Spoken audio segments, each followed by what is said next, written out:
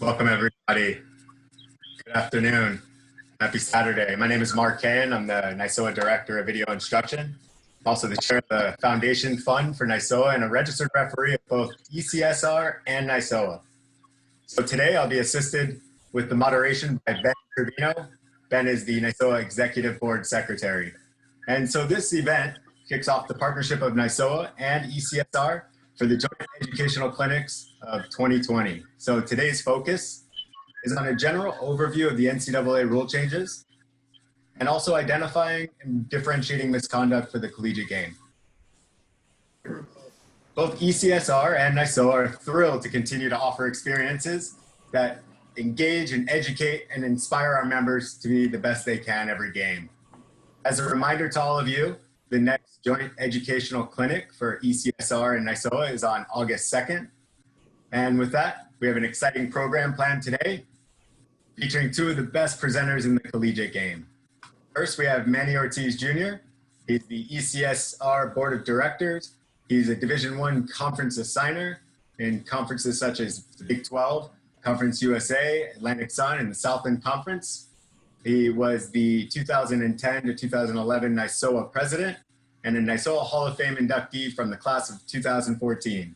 Welcome, Manny Ortiz Jr. And we have Dr. Todd Abraham with us today, the NISOA Senior Director of Instruction. He was our 2014 NISOA president and also a NISOA Hall of Fame inductee from the class of 2010. So first, we have some ground rules today. Rules of engagement, if you will. We encourage you all to be part of the conversation today with all the other attendees in your chat box. Also, use that chat box and ask questions and answers in the feature section there. You can also like someone else's question to sort of give it more weight. My partner in crime will help me today, Ben Trevino, in moderating some of those questions to help put them forward to your presenters. Your video feature is turned off, so there will be no video. We'll be using the poll feature today as well. The poll feature, when it arrives at time in our misconduct presentation, you'll receive a pop-up with a question, and you're going to select the correct answer and submit. And then we'll show the aggregate of all the responses. So don't worry, it's all anonymous, and others won't judge you based upon your response. So we highly encourage you to participate today and enjoy your learning experience. So I will pass it over to Dr. Todd Abraham to start with your NCAA 2020 rules overview, and joined by Manny Ortiz Jr. Thank you. Great, thanks Mark, thanks for that introduction. Want to start by thanking Doug and Never Ends for all the work they're doing to help us put these sessions on. And thank Manny and ECSR for the collaborative nature with which we develop these clinics so that we can bring this material to everyone in the most efficient manner possible. And Ben and Mark, thanks for helping us with the moderation today. I wanted to spend the first part of this meeting discussing the NCAA rule changes. As you know, this is a significant rule change year for the NCAA. Many people were worried and wondered last year why the NCAA didn't catch up with the IFAB changes to the laws of the game. And the reason for that is because the NCAA is on a 2-year rule cycle. So 2020 is the beginning of that rule cycle. And what we have now are the NCAA rule changes for this year and next year, which incorporate most but not all of the IFAB changes. So Doug, if you can go to the next slide, please. And so this is a year of significant changes. The NCAA made changes that will align us more closely with IFAB. So it's really important that we not only understand the rules and laws themselves, but we'll spend some time talking about some of the required mechanics changes and some of the tactics we should expect the teams to exhibit during this upcoming season. Most of these players have been watching these new rules for the last year as they've been watching international soccer and are ready to incorporate them into their game right from the get-go. So we need to be ready as well. As you know, this year, all of our training and instruction is shifted online. And so there may be some things that are not 100% clear and that we need to continue to follow up on. So we're asking people to please use the Ask a Rules feature on the NISOA website or go to nisoa.com to get more clarity on these situations. And of course, there's no better learning than learning with colleagues. And please, within your cohorts, people you normally interact with, please use those opportunities to work with your colleagues to think about different situations and think about the kinds of things that we'll need to talk about. What we're going to do for this clinic is we're going to go through a rules change overview. There are 3 other rule change meetings that are scheduled that'll go into more depth around each one of these rule changes over the course of the summer. That schedule has been sent out to all NISOA members and is available on the NISOA.com website, and we'll spend some time in more detail on those. So I'll start today going through these rule changes at a fairly high level, but also get into a little bit of detail so you understand what's coming. So let's start first with the administrative change, which is around coaching and team areas, and a change that allows members of the coaching staff to communicate with each other from anywhere via any device. So someone may have an electronic device in the press box, they may actually be at home and communicating. That's all legal now. It's not our issue. We don't need to deal with it. The only people who are barred from interacting are any coaches or coaching staff members who are suspended from that game. And it's not ours to figure out or adjudicate. If there's an issue because of that, or if the opposing coach brings something up, our job is to report it as part of the game report. So that's pretty straightforward and pretty quick on the coaching and team areas. There is an expansion of the video review rule this year. And this rule is going to be adding a 5th item to video review. So just to remind everybody, there are 4 previous video review areas: determining whether a goal has been scored, misidentification of a player for disciplinary matters, determining whether a fight has occurred and identifying all the participants, and determining whether violent behavior has occurred and identifying all the participants. And this year, we're adding an additional video review area around timing errors. So if there is an issue with the clock or with timing, we can now use video review to solve that problem. This does not require that you have to be able to see the clock in the frame. So you can use video review based on whatever method you have to correct the time. So if you signal the clock to be stopped and the clock doesn't stop, you can go back to the video and count the number of seconds, or use your wristwatch to tell the number of seconds that you need to add back on. This is particularly important in end-of-game situations where you might have the clock either not starting or not stopping at the appropriate time as time winds down. There was actually a situation last year, which we'll cover in more detail during the in-depth reviews, of a restart, free kick restart, where the clock did not start in time. A goal was scored, and this year, upon video review, that goal could be nullified. Last year, it wasn't able to be because timing errors were not allowed to be corrected using video review. So an important addition to the video review rule, and again, we'll cover that in significant more detail when we go into the in-depth video review section of the rules change. A good news or bad news, please leave it on that page, Doug. Good news or bad news, if you want to go back. Protest rule has been changed. So we spent a lot of time, as you know, over the last number of years talking about, is this protestable or not? And the protest now may only be filed regarding player identification or illegal participation. So the good news about this is that you won't get hung out to dry, if you like, by something that's protestable, that used to be protestable, that you didn't know about. But the bad news is the teams have no recourse now if we make a mistake on the field. So it makes it even more critical that we understand the rules, and especially the rule differences between IFAB and NCAA, because now the coaches don't have any other resort if there is a rules mistake. There were significant changes to restarts this year, which includes the restarts for goal kicks, for any restart in the penalty area, and drop ball. So we'll talk about that again later on in the presentation and in a lot more depth as we get into some of the rule changes for next year. Now if we go to the next page. Thanks. So did we skip a page there, Doug? Was there a page before that? I'm sorry. No, that's Okay. Next page. Okay, thanks. Accidental handball. If the handball rule now is completely aligned with IFAB. So everything that we've been learning and have been taught as part of the IFAB law changes from last year will now apply to the NCAA.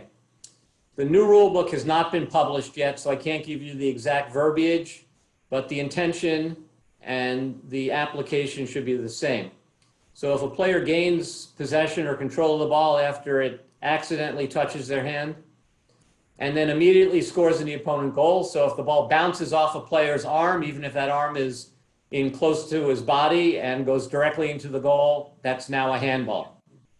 If the player creates a goal scoring opportunity, even though the hand may not have, the ball may have struck the hand striking the ball, if that creates a goal scoring opportunity by potentially dropping directly to the foot of a teammate who then has a clear shot on goal, that's also a handball. And the third area is that you can now not score directly in the opponent's goal from your hand or arm, even if it's accidental. So this is a change for the goalkeepers. The goalkeepers actually could score from a long throw historically, but that's no longer the case. So you can't score in your opponent's goal directly from your hand or arm, even if it's accidental. And we'll spend some time talking about the exceptions here and some of the things that are critical around understanding the handball rule. So the basics of the rule, frankly, haven't changed. A handball still needs to be deliberate for it to be handling. And the language in the rule book, which says an inadvertent handball is not a handball unless it creates one of these situations. So that part of the rule hasn't changed. And so just because the ball drops directly to a player's foot from an inadvertent hand in midfield does not make it an offense. It only is an offense if this accidental handball happens in a way that allows a player to create a goal-scoring opportunity or to score. So we will have this situation where players, coaches, fans will be saying, but you called that handball in front of the goal, but you didn't call that handball at midfield. And that's absolutely correct. And it also means exactly the same situation in front of the goal by a defender would not be a handball, whereby an attacker it would be. So in front of the goal, if the ball accidentally hits the hand of a defender and drops directly to his feet and he is then able to clear it, that's still no foul, no handball, no penalty kick. But in that same situation, if an attacker has the ball drop directly to his foot and then he scores, that is a handball. And so we will have to understand this in a lot more detail. We'll spend some time with that during the rules change session where we talk about handball. Violent behavior 1, violent behavior 2, and fighting. We're all aware of the amount of effort and time we put into trying to understand the difference between violent behavior and fighting.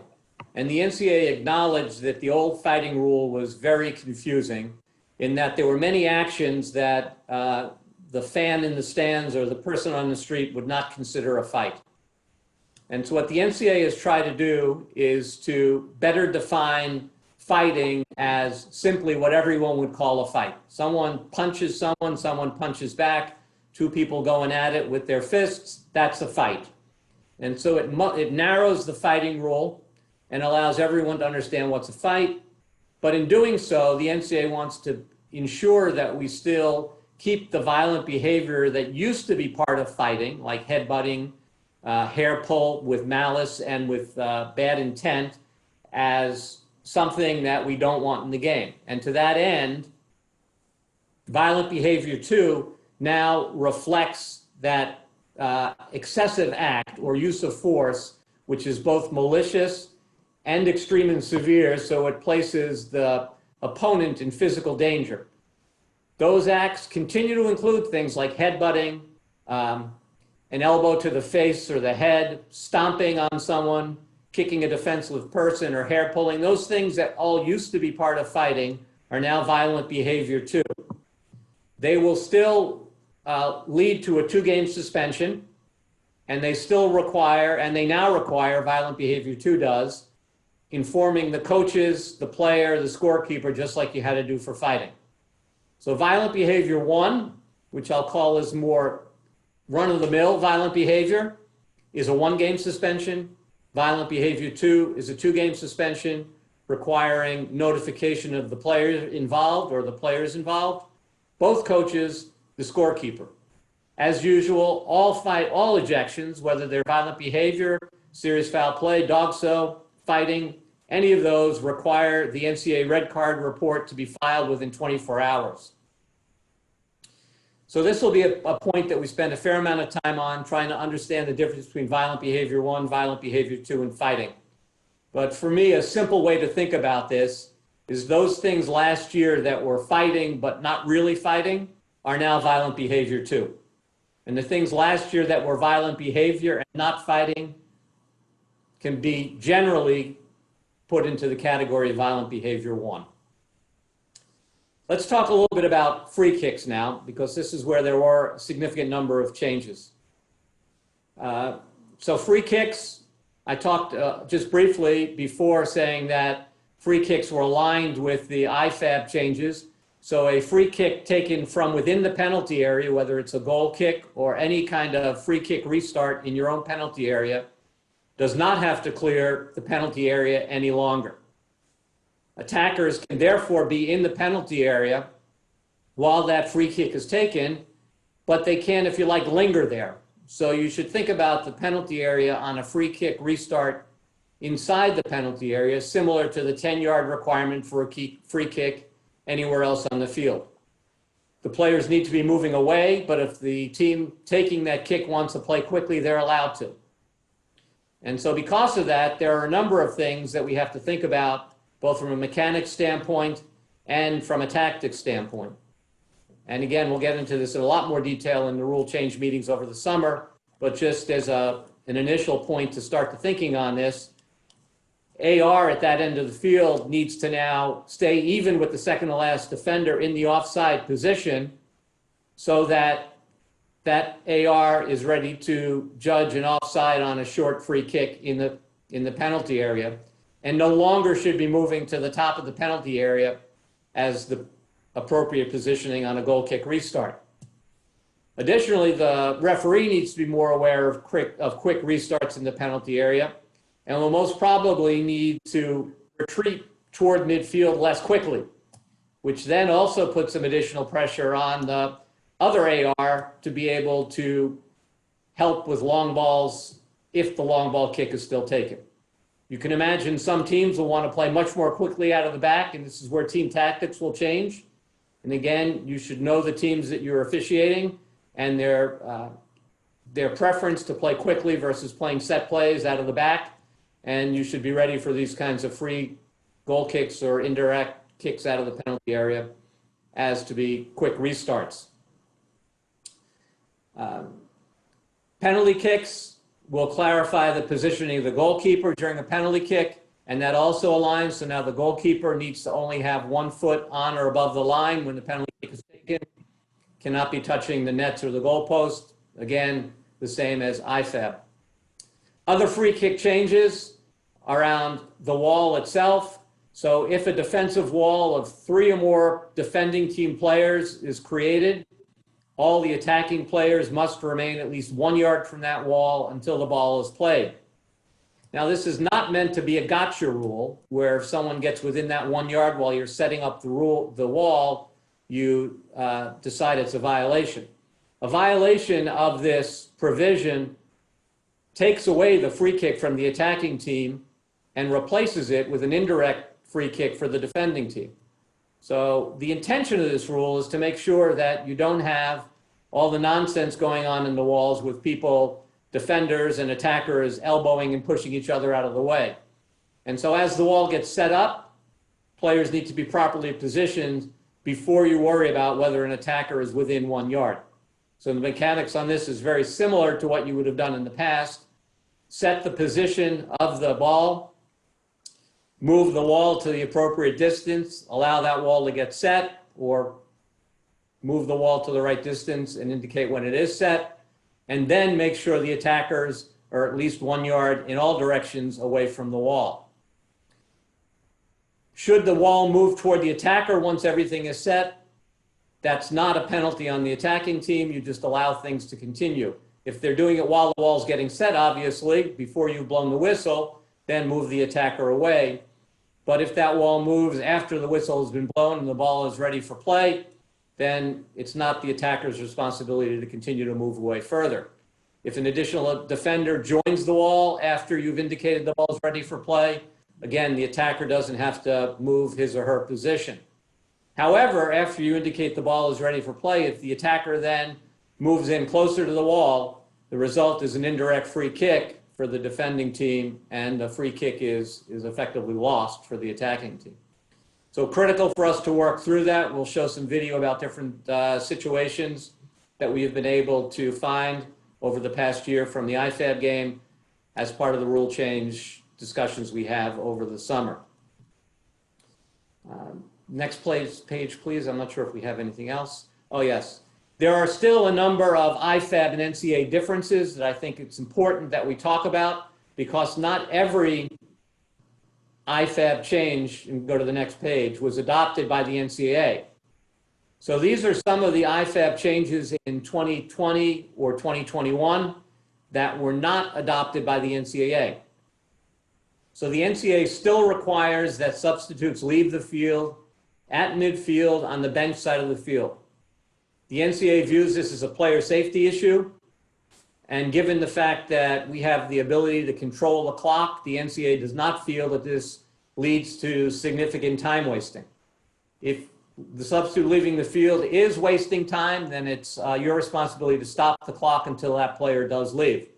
The NCAA views this as a player safety issue and feels that players should not be leaving on the side of the field across from where their benches are, because it's not well patrolled and controlled by the coaches and the coaching staff, and the fans typically are there, and NCAA wants to ensure player safety.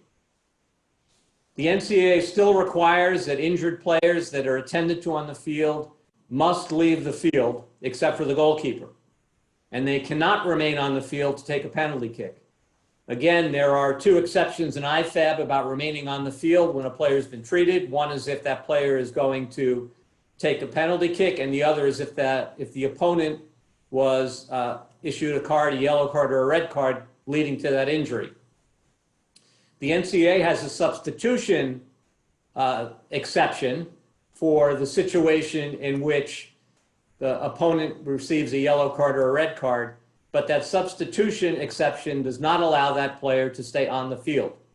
He or she still must leave the field even if an opponent is cautioned or ejected. Additionally, even if that player was going to take the penalty kick on a foul inside the penalty area, that is not an exception. The player must leave the field. And also remember, the player coming onto the field for that player, if the team chooses to substitute, is not allowed to take the penalty kick. The penalty kick must be taken by one of the players who was on the field at the time the foul was called. The NCAA still requires a caution to be issued at the next stoppage of play and not to be delayed to allow a promising act to continue.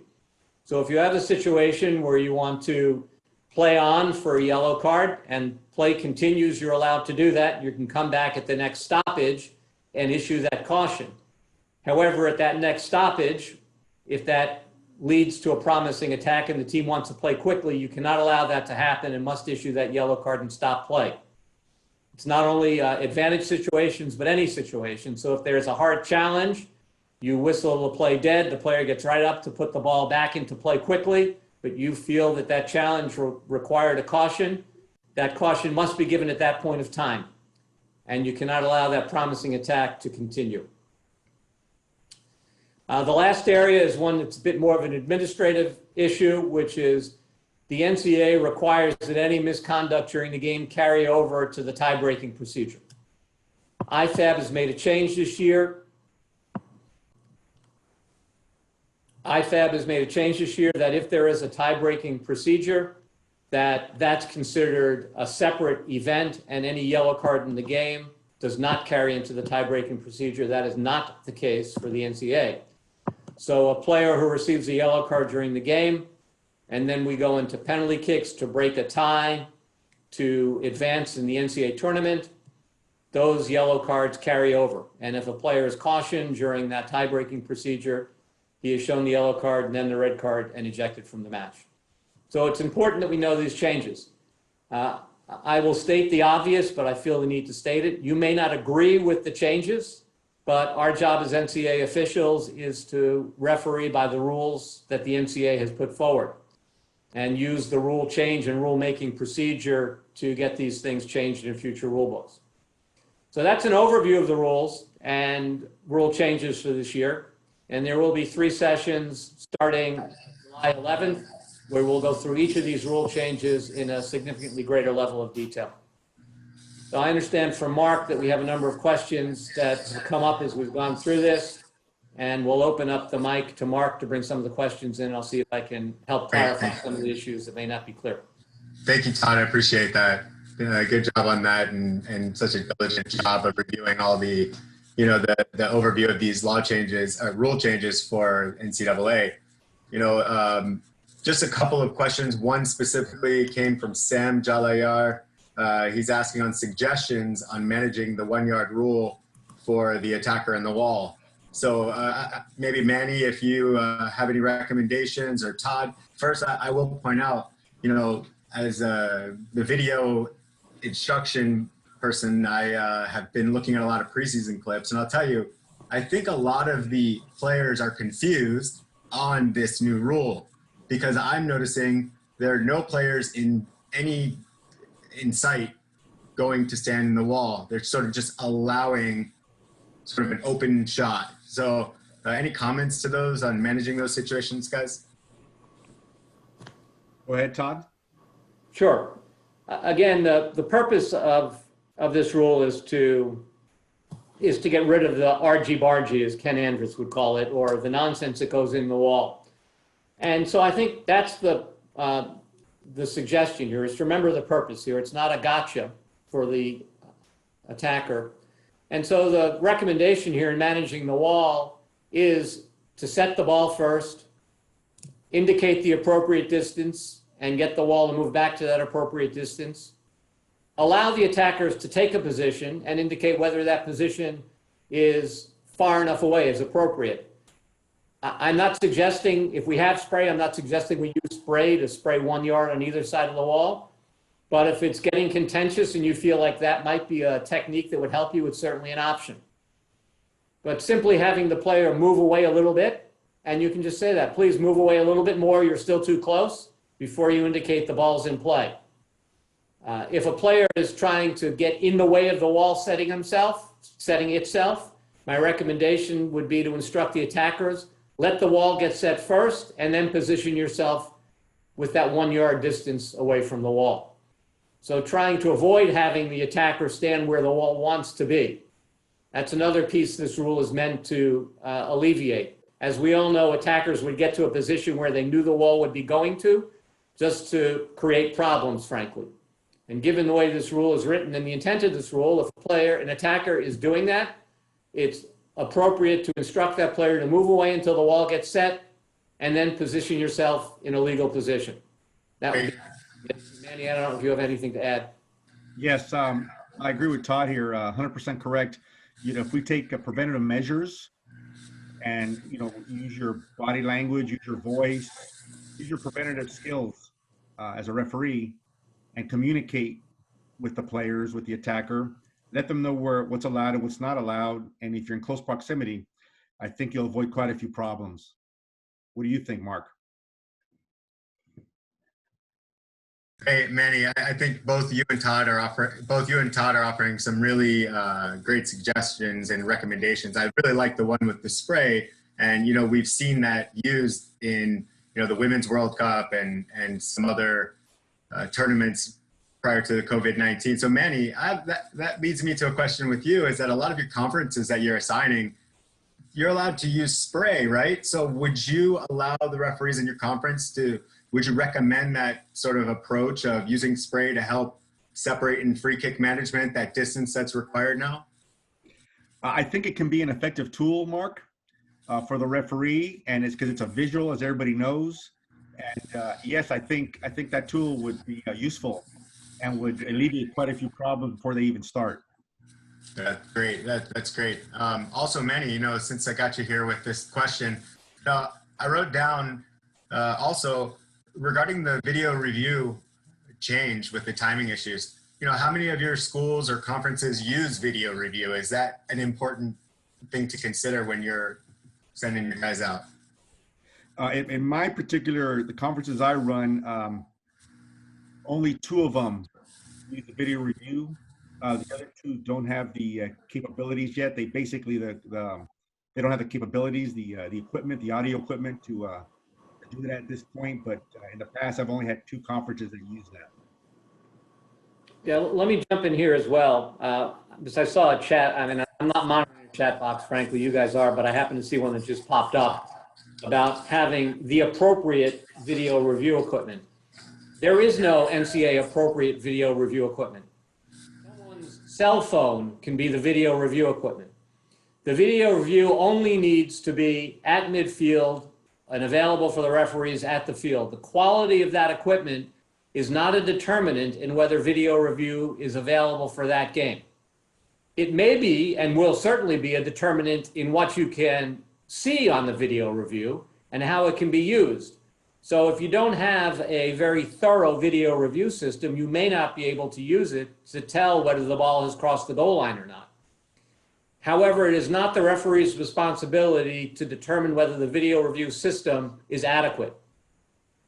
Our responsibility is only to make sure that it is available in close proximity to the field, either at the scorer's table or someplace potentially even on the other side of the field where the referee can get to it quickly and review the video. If video review is used, it's used for all 5 situations. So you can't just decide we're only going to use video review in this game for timing issues, or we're only going to use video review in this game for identification of misconduct. Video review, when available, is used for all situations. If you can't make a definitive judgment based on the video you did get through video review, then the call on the field stands. And sometimes you get very lucky that you just happen to have the video in the right place and then you can use it. Other times it may be completely wrongly positioned and you can't do anything based on that. So just want to be clear that you don't need a MLS level video review system to use video review in an intercollegiate game. And the NCAA is actually trying to get that message across to its member schools so that they understand more and more schools should be using any kind of video review they have, because some of these issues like misidentification of a player for misconduct doesn't need a sophisticated system to determine which number was the player that should have gotten the yellow card. And similarly, if there's a timing issue, you don't need a very sophisticated system to be able to go to video review and tell that there are 10 seconds that needs to be added back to the clock. So please, as a referee, don't tell the schools their video is not good enough to be used for video review. If you're informed by the school, the host institution, that video review is available for that game, and they have a replay monitor either at the scorer's table or close to the field on the other side of the field, video review will be used for that game. The opposing coach doesn't have to agree, and you don't have to decide whether the video review is adequate enough to make every determination you might want to make.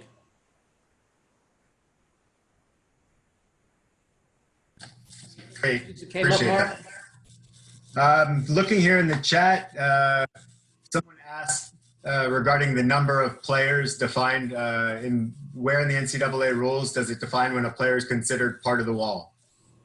That's going to be our judgment. I haven't, as I said, the final page in the rule book hasn't come out yet. I expect it should soon. I know it went to press last week. I believe it's past Monday. Usually takes about 2 weeks from when it goes to press for it to show up online and for us to start having physical copies of the rule book to look at. But my understanding is it's a you know it when you see it. If players are 2 or 3 yards apart, they're not part of the wall. Do they need to be shoulder to shoulder with their shoulders touching? It doesn't say that in the rule book. So this is about using your judgment. Yeah, that's great. I'll just mention that I heard a FIFA Prendergast and Mark Geiger give an interpretation on this last year, and it's obviously pretty much shoulder to shoulder is when players naturally form a wall. You'll see them run together and go shoulder to shoulder. So, that's kind of that same approach, that practical approach defining how close they are. So I hope that answers your question, Kevin Flynn. We have one more question. Does video review have to be provided by the home team, or could a visiting team provide video review? And I think you might have addressed that. It needs to be provided by the home institution. Now, the home institution can agree to use the video review brought with the visiting team if they'd like, but it's the home institution's responsibility to provide video review. No one's going to be looking to say property of University of Home as opposed to property of University of Visitor. So if the home team says they have video review and it's available at the site, it's available. But the visiting team can't bring it and say, we want to use it even though the home team doesn't have it. That's not their, they don't have that option. The home team needs to be the one determining video review is available for that game. Great. So we'll go ahead. We'll take one more question here. And the last question from the chat before we move on to Manny and starting the differentiating and identifying misconduct. So we'll get to that in just a moment and bring on some more fun. But any rationale why the NCAA insists on giving sanctions at the next stoppage, even if it kills a promising attack?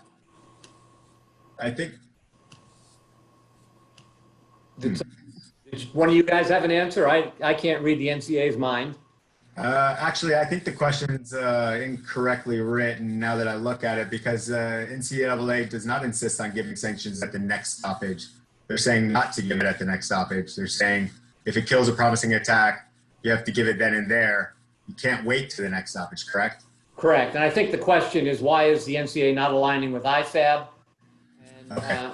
I believe the rationale behind this is a player safety issue, that the NCAA feels that they want to deal with misconduct immediately, player safety consideration, and doesn't want anything to spiral out of control because the referee is waiting to give misconduct later and there's some kind of retaliation or something escalates. It's a much more conservative position. I haven't seen it. You never see rationale about why something is not accepted. You only see rationale about why changes are made. So not being in the room when that was discussed, I don't know exactly why that decision was made. But knowing what I know about the NCAA's focus on player safety, I would suspect this is a player safety measure meant to punish those infringements immediately to ensure that there is no retaliation and escalation of a situation requiring misconduct. Great. Thank you, Todd, for that clarification. All right. So now I think it's time for some fun to get you guys engaged in a little bit of interaction. You'll watch some clips and you'll get ready to vote, and we'll see how everyone thinks. Go ahead. Take it away, Manny. Thank you, Mark. Thank you, Todd. Great stuff, Todd.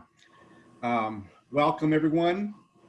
And before we get started, I wanted to mention that I hope everyone's doing well. I hope everyone and their families are safe and healthy through these different times we're going through now. And I wish the best for everybody and their family. And we all wish the best for with ECSR and NISOA. We wish the best for you and your families, and hope everyone's doing well. I want to start by saying thank you, NISOA, Todd and Mark and Ben and Doug, for inviting me here to speak to you, with you guys, to work with you guys, with you gentlemen, and to speak to the referees that are out there that signed on to the webinar today. These clips are great, outstanding clips that Todd and Mark and Ben picked out and Doug picked out. I really think you're going to enjoy them. There's some excellent clips here, and without further ado, let's go ahead and get started. Doug, on the first one.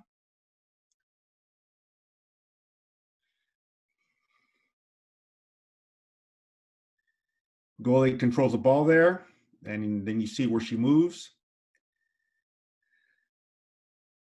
All right, everyone sees the poll popped up in front of you. Go ahead and we'll take a few seconds here to get your comments. Yeah, if you can please, I'm not trying to do Mark's work, but if you can, if I'm stepping on your toes, Mark, let me know, okay? Not at all, not at all. Please go for it.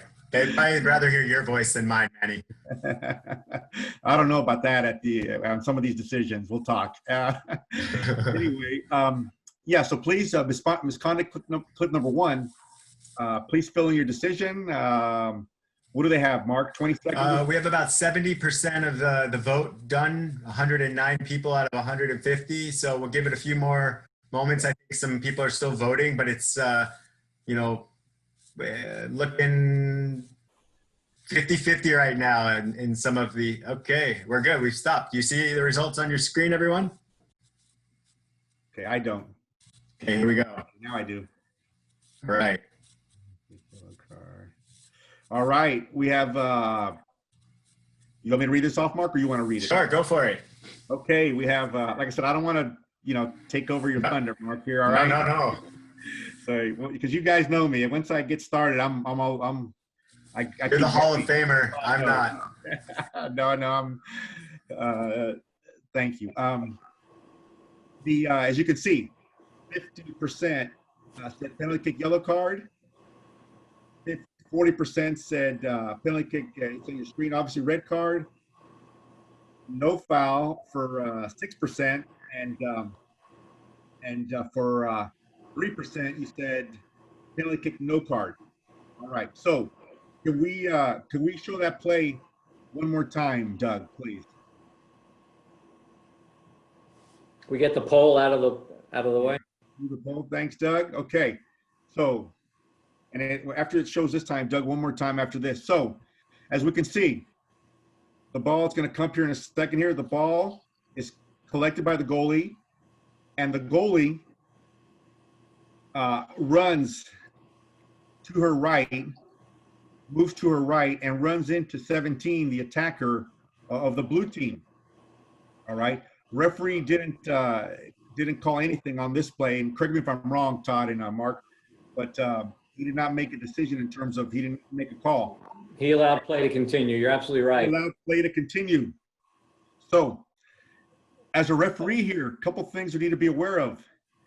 Look at the goalie. Once you go back, Mark, go back, Doug, to where she collects the ball. Look at the goalie. They're good. And now go back more, and play. So she goes and look, she catches the ball, collects it cleanly. She runs to her right.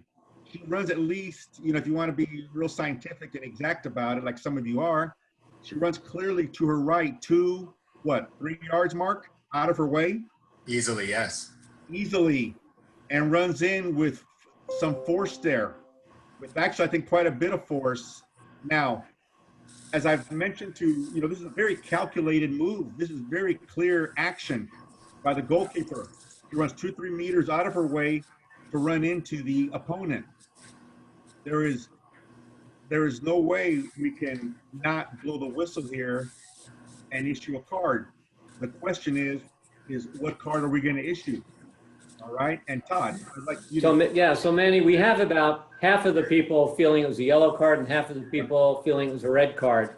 Maybe we should let one from each group give their point of view as to why they think it's either yellow or red, and then we can come bring it back together. So I don't know, Doug, how we've done this before, Mark, how you've done this before, but how do we get a representative from the yellow card group to tell us why they think it's a yellow card? Yes, so we have 63 people. So if anyone wants to raise their hand and join in. And we'll bring you into the panel. So I think we have one hand raised. All right. 3 hands raised. All right, I'm going to promote them.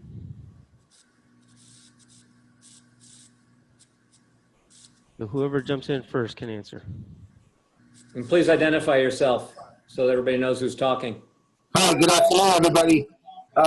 Sam Jalaya from New York Metro. How are you? Can you turn the video? Yeah. Hi, Manny. How are you? How you doing, buddy? I don't have the capability of video, so probably it's a scary sight because we just haven't taken advantage of the haircut yet in New York here on Long Island. I put my hand up, but I have a red card. I'm one of the small minority, and I'm reasoning that when the attacker turns around and kind of wants to reposition to start going back into positioning, she's not expecting that contact. and once the contact is made, her head jars. And obviously then you see in the clip that she's on the ground and being attended to for a head injury. So the result of the play is a factor you look at. Obviously the motor contact, the point of contact, the method of contact, the speed, the power, force, it all comes into play here in my opinion. Not a soccer play at all. This is pure intimidation and just sending a message that is, I'm not going to beat you by my soccer play today. I'm going to beat you by my brawn. So that I have a red card here as and a PK. Thank you very much for your time, everybody. Thank you for doing all this. This is great for every chapter. And on behalf of New York Metro, as the president, I extend the thanks on behalf of everybody in our chapter. So thank you, and I look forward to many more of these. Sam, thank you very much, buddy. Sam made some good points. The player. Let's hear from Manny. Let's hear from someone on the yellow card side. Sorry. I was gonna say, let's hear from someone on the yellow card side, and then we can kind of hear the counterpoints. Go ahead, Wesley Costa. I was invited to this too, but I got a red card too, so I have nothing else. Okay, so all the people who had red card, who raised their hand when we asked yellow card, I'm giving you a yellow card. Help us follow this along. We need the yellow card people to tell us why they think it's a yellow card. So let's try again. Who's got a yellow card? All right, Jarvis here, or Jervis. All right, Jervis, unmute yourself and go for it. All right, can you hear me? This is Jervis. Can you hear me? Yes. Yeah. Okay. I have a yellow card here. So I always go with the consideration. So obviously it wasn't a soccer play. However, the speed and intensity, I would say was mild to moderate that she used here. She did take a couple of yards to gain her speed to run into the girl. However, it wasn't, in my opinion, high speed, but it was still mild to moderate. And then additionally, the point of contact and the mode of contact. So she used her shoulder, her arm, into the girl's back. It wasn't like studs from like a hard to a hard location. So that's why I would go with a yellow card, particularly the speed, intensity, and the point of contact. So let me ask then, let me step in, Jarvis. So you basically said it. Is this anything close to soccer, a soccer play? No. Okay. And did she basically line her up? The goalkeeper lined her up and went after her? She did. Okay. So is there room in your games or in our game, in the college game, in any game, for this type of action? No. All right. So where I'm going with this is that this is nothing even close to a soccer play. The girl lined her up, and I mean, you don't think this was an accident, do you, Jarvis? No, absolutely not. Okay, absolutely not. So she knew 100% what she was doing, correct? Right. Pretty much premeditated when she caught the ball? Correct. Okay, so then I'll have to come back and ask, what for you is still a yellow card for you, or did I change your mind, Todd change your mind or not on this? Well, let me try asking a few more questions. Would you allow every player on the field to get one of these in? Can everybody run up to the back of somebody who isn't looking at them and run them over from the back? No. Because you're just telling everybody, you get one of these before I throw you out. So we can have 22 collisions like this on the field, and that would be okay in the game, because that's what we're saying, if we're going to be consistent. I mean, the point was brought up by the red card people. I mean, look at her head and how it snaps back. I don't know how many people have been in a rear-end car collision, but this is what happens when you're in a rear-end car collision, and that's how people get concussions in a rear-end car collision. You wind up getting your neck snapped back, and you wind up, because the concussion doesn't happen from your head hitting the ground, it happens from your brain hitting your skull. And that kind of whiplash that you saw right there is exactly what has the potential to cause a concussion. And erring on the side of keeping players safe is certainly what the NCAA wants. And so allowing that kind of a collision on the field, an intentional one. This, Doug, again, if you, I hate to make you rewind this again, but if you rewind it, notice how the goalkeeper, when she collects the ball, she actually avoids number 6. So she knows she can avoid players. She runs around number 6 and then goes straight for number 17. Right? She's got her lined up from the minute, at least in my opinion, from the minute she clears number 6. It's not about getting the ball back into play quickly. Even if it was, it's inappropriate. It's about, I'm going to take that player and make sure she understands that, to the point that was made by the red card discussion, that that's how we're going to win the game today. And then you notice, again, you have time here, and as a good referee, you should take all the time you have. You call the trainer out on the field, and the trainer is attending to this player as a head injury. Your concern first is about the player, so it would not be unreasonable, actually probably a good practice for you to stop the clock, call the trainer out, go over to the player and attend to the player, and at that point in time, it should be clear to you that the result of that contact was more than simply a bump in the back, and the player needs to be ejected. Manny? Yeah, I agree. And going back to what Manny said about it not being a soccer play, so using the consideration of whether the speed and intensity doesn't really a factor here, for the fact that she was just going there to hit the girl. She's just, you can see it's for me, and I think for obviously the ones that voted red card, it's a non-soccer play, 100% non-soccer play. We cannot allow this. And the points Todd brought up and Ben brought up, we cannot allow this type of play in our game.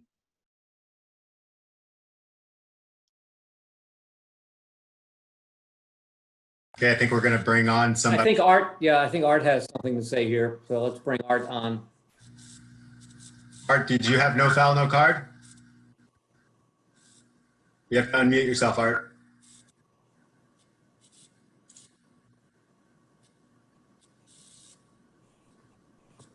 Okay. Maybe he's having some technical difficulties. I got it. All right, there we go. Okay. My consideration with this was that I'm careful about the result of that action, because does it change anything if that child stands up immediately and everything's cool? Does that change it from a red, a non-soccer play, violent charge? Does that change it because she got up? Now it's red because she's laying there, it's yellow because she's standing, or the act in and of itself does not belong in the game, and she's gone either way. She's gone either way. The act doesn't belong in the game. My point was there's an additional piece of information and data that you can use to make your judgment. This act does not belong in the game. If you're at all wavering, the fact that she doesn't get up makes it 100% clear. If she were to bounce right back up maybe and challenge the goalkeeper face to face, it's still a red card. That's what I'm getting at, is that the act in and of itself Correct. earns the red. Okay. The action, correct. So this is violent behavior 1, as opposed to violent behavior 2, or fighting, or serious foul play. All right, why is this not serious foul play? Because even though it's, if you like, within playing distance, the attacker, number 17, doesn't have a chance to play the ball, so it can't be serious foul play. They're not competing for the ball.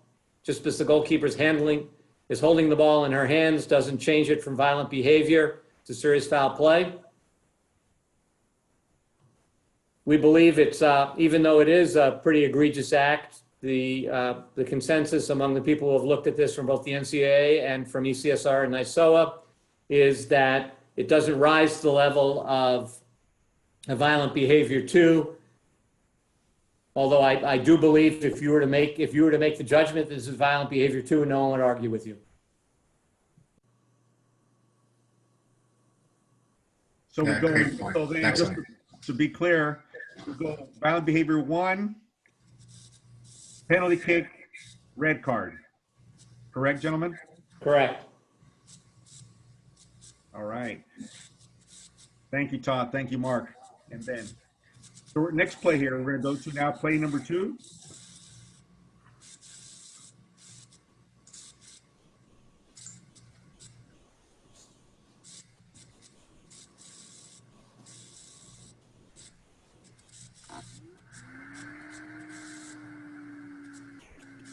So again, please, Doug, when you have a chance. Please, in a moment.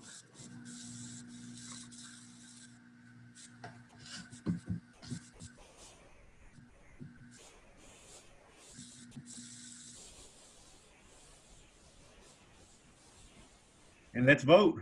Right, Mark? Yeah. Let's vote. Let's vote. There, voting is going on.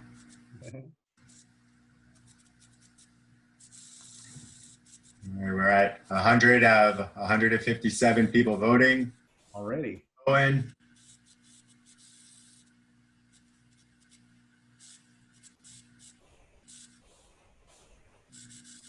Okay, we'll give about 10 more seconds. 75% is voted.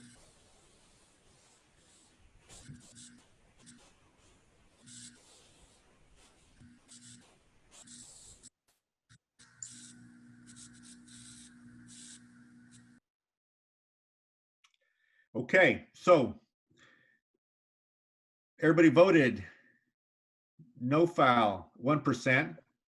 Direct free kick. Everybody they can read this, correct? The audience can read this or not? Correct, Mark?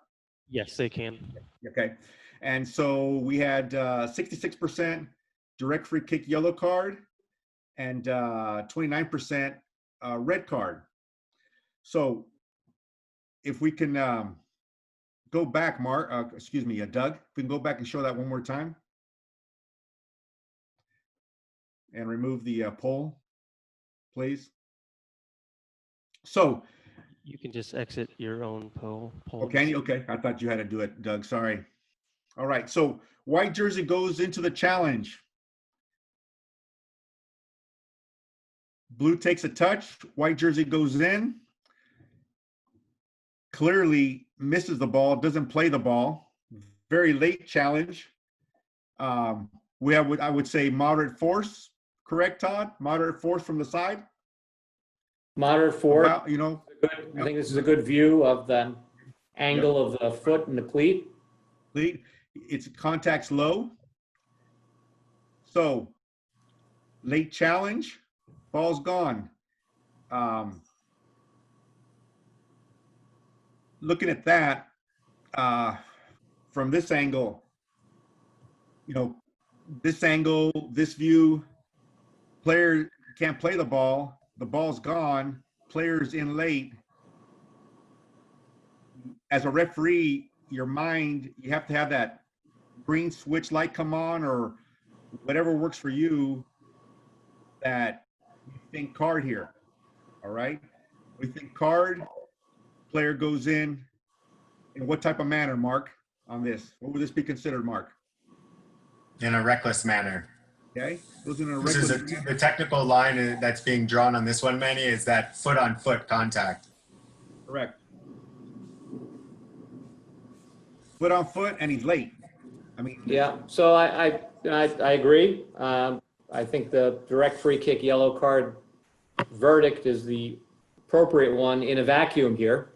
This is on our continuum. I mean, we've talked a lot about the continuum and this notion of something that's, you know, kind of an orange card. This is probably one of those things that's on that continuum between yellow and red. And if game control requires this to be a red, you certainly could justify it. But in the vacuum, in the absolute of what we've seen here, the general consensus is this doesn't rise to the level of a red card. It's foot-on-foot contact. The contact is with the foot. It's on the foot.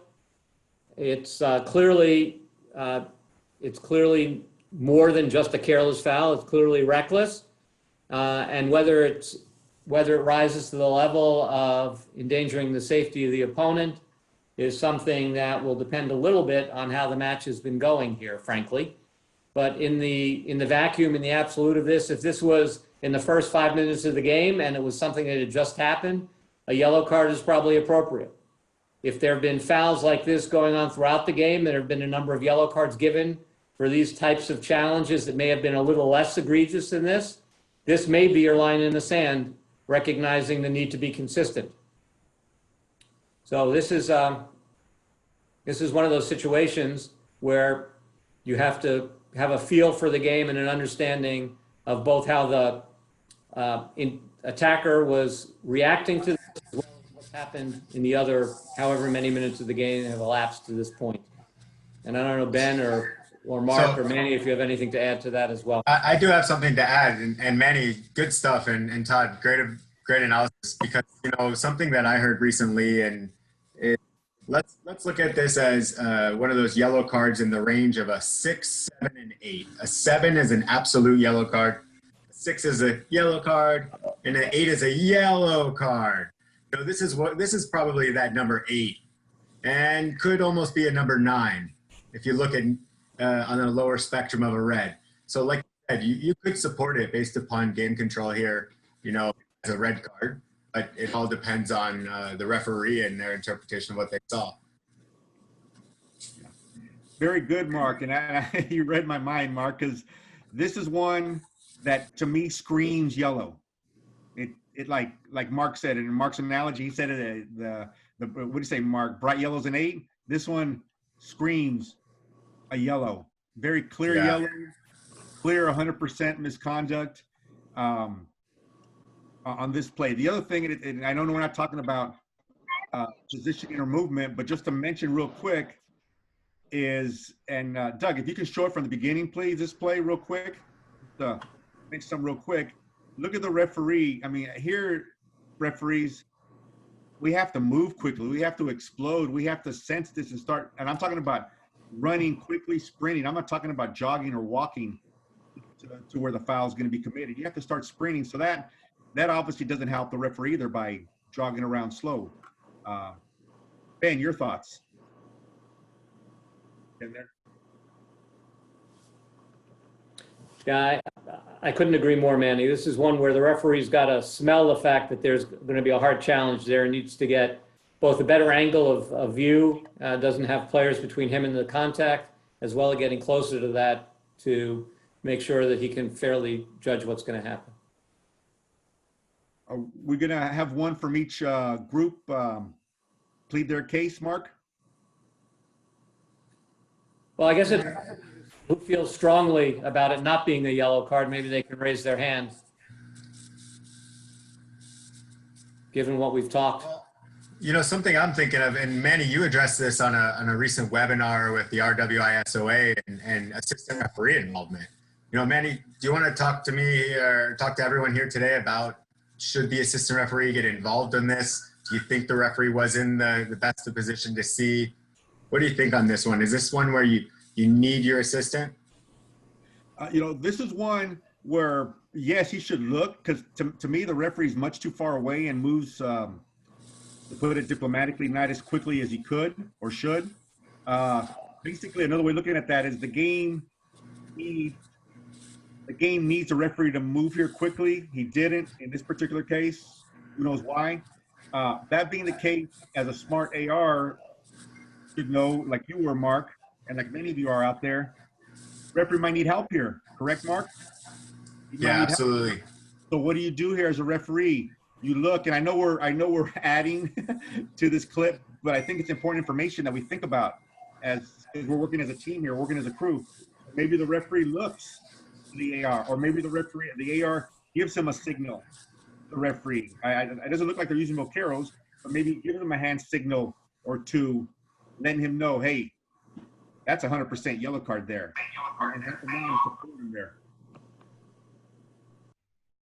So, Manny, thanks for that, because, you know, there's a lot of talk in the chat, as I mentioned, about the assistant referee's advice. And, you know, in this situation, and when you go back to the clip at the moment of the foul, you can see that there's no other attacking players really pressing for an offside decision to be made at that exact moment.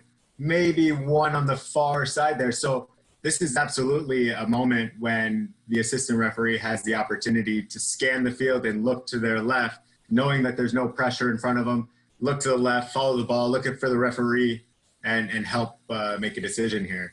You know, this is a decision coming from someone like Kermit Quisenberry, who's probably on the call today.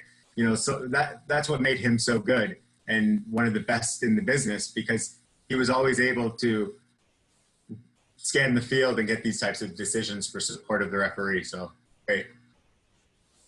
Also, just one more point I have that you reminded me, Mark, is as a referee here, as a center referee here, you have to have a sense, you have to have a feel, you know, of the game, like Todd mentioned earlier, a couple minutes ago, where this guy didn't go down by himself. I mean, this guy was a hard challenge. So as a referee, you have to think, uh-oh, did I maybe miss something? And that's where you look at your AR that's near you, that's in your vision. That's where you look at your fourth official if you have a fourth official. Anything else to add to this, Todd?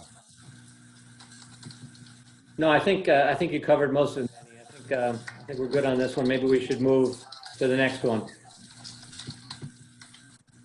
So let's look at the next clip.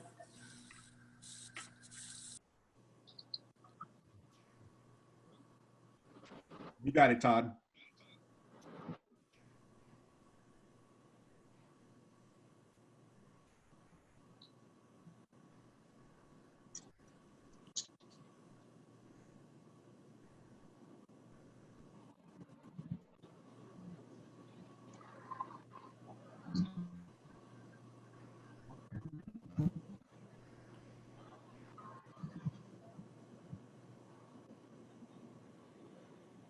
All right, let's get some decisions on this.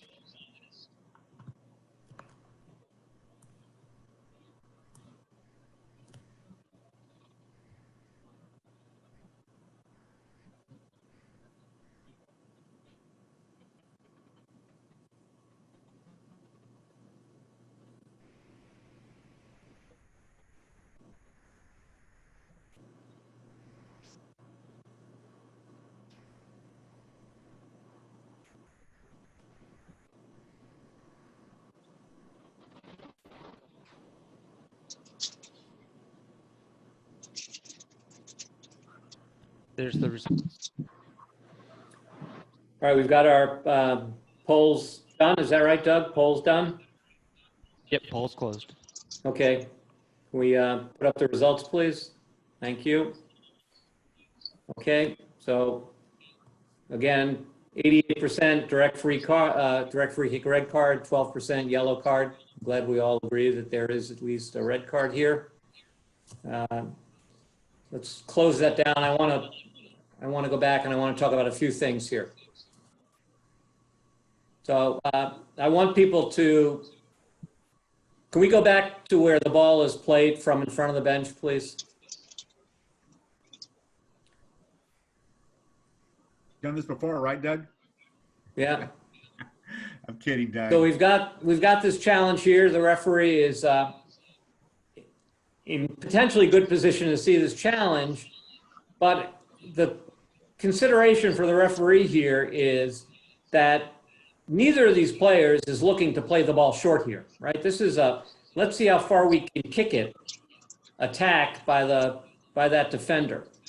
And that referee needs to be moving quickly at this point in time. So let's play it at regular speed now, and I want you to start a counter in your own head.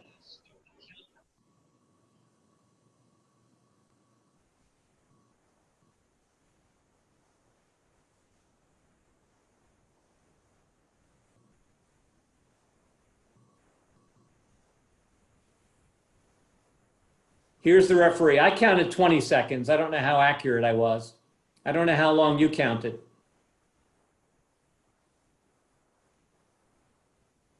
Referee needs to have gotten there more quickly. Or if not the referee, the AR that's coming in from the side needs to do it. The players are all milling around, and fortunately this didn't escalate with very little referee engagement here, referee crew engagement here. I believe that the referee called a foul in front of the bench, which is why the referee didn't get moving, because I think he was ready to restart there. But once it was clear that something was going to happen at the landing zone, the referee needed to get moving. And that took way too long for that referee to get there.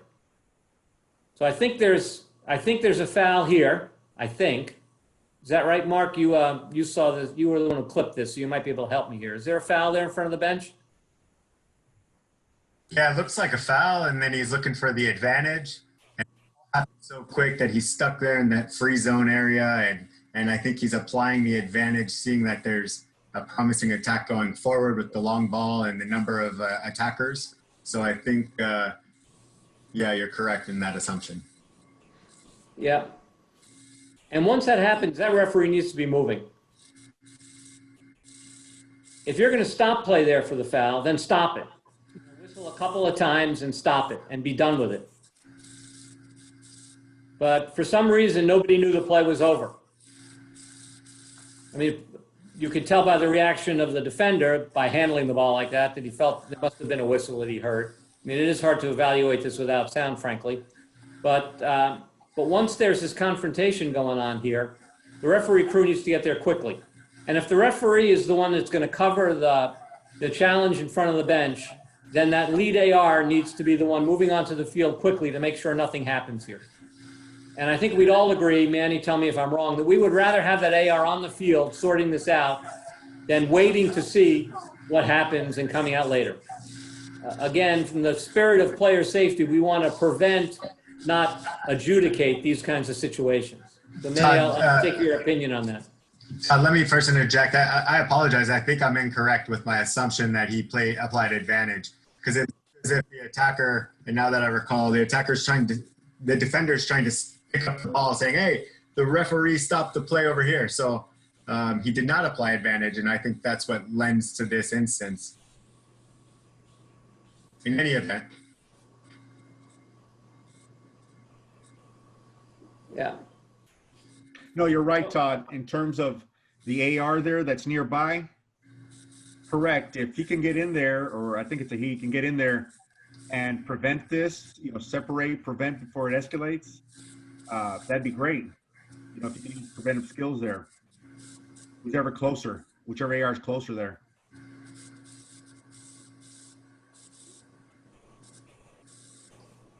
And what's your thought on an advantage here, Manny, given where that foul occurs? In terms of whether he should call it or not, you're saying? The original foul that before the long ball. This is a difficult one, because it looks like it looks the foul there by the referee. It looks like it came in late and played a 40-yard ball or so no one's close. So to me, it wasn't really that clear of an advantage from this angle. It wasn't like the player was all by himself, is what I'm saying, the attacker. Or it didn't look like he had a ton of space by himself. So, it's one of those that, sometimes we call it and we shouldn't have, and that happens. But here, one of the main problems I see is with the ARs, as the ARs have to read this. They know, because the referee's not going to be able to catch the strike or whatever this defender does. He's not going to be able to catch it because he's 50 yards away.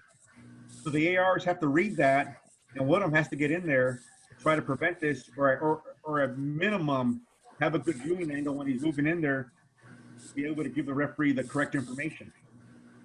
Yeah. So if you can go back, Doug, to the point where the ball is kicked, please, after the foul, where the ball is kicked, and you first see the attackers in view. So just a little further forward, the ones that are way up where the ball is going to land. Stop right there. That's perfect. So when that ball is kicked, is it obvious that attacker is going to have an advantage here from a ball that's being played from 40 yards away? I would argue not. And I think the advantage may materialize, but the risk that you're taking as a referee to allow that advantage to materialize, even though you can bring it back, given the fact that foul happened right in front of the bench and looked like it was a pretty hard foul, seems to be a risk that's not worth it.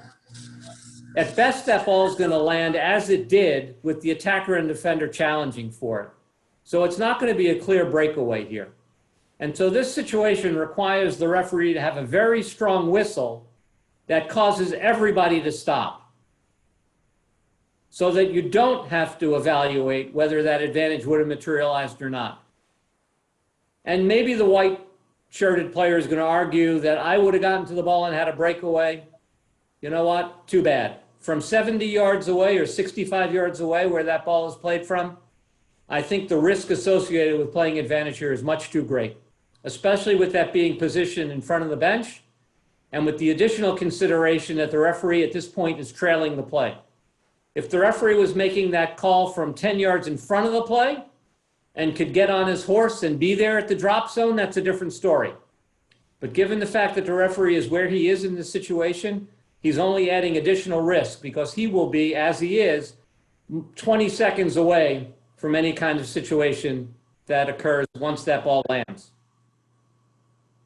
It's correct, Todd. It's too much, in my opinion, it's too much of a risk if you, by not calling the foul by midfield, or excuse me, by the benches. It's a safer call. It keeps things simple. And like you mentioned, Todd, a strong, loud whistle, they'll probably stop. Mark, anything there? Great job, guys. I think we should move on to the next clip. Okay.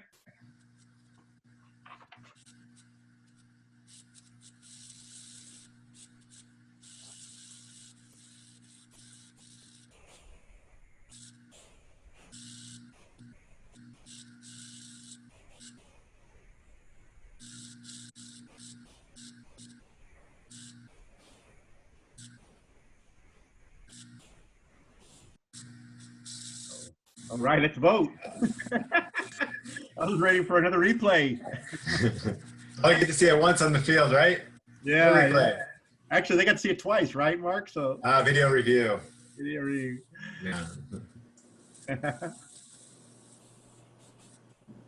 right, we're 50% there in votes.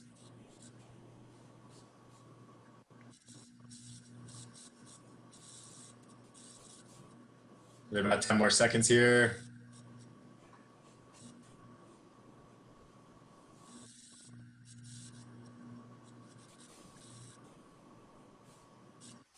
All right. There are the results. Maybe we go ahead and pull somebody in who wants to talk about direct free kick, no card, or yellow card, or red card, and we kind of do like we did on the first one. Anyone want to raise their hand or make a comment? Let's get the no card people first, and let's be clear. Don't raise your hand if you have a card. We're going to call on the no card person first. So please don't get on the horn and say, okay, I raised my hand, but I have a yellow card. Please raise your hand, one of the 19 people who decided direct free kick, no card, and tell us why.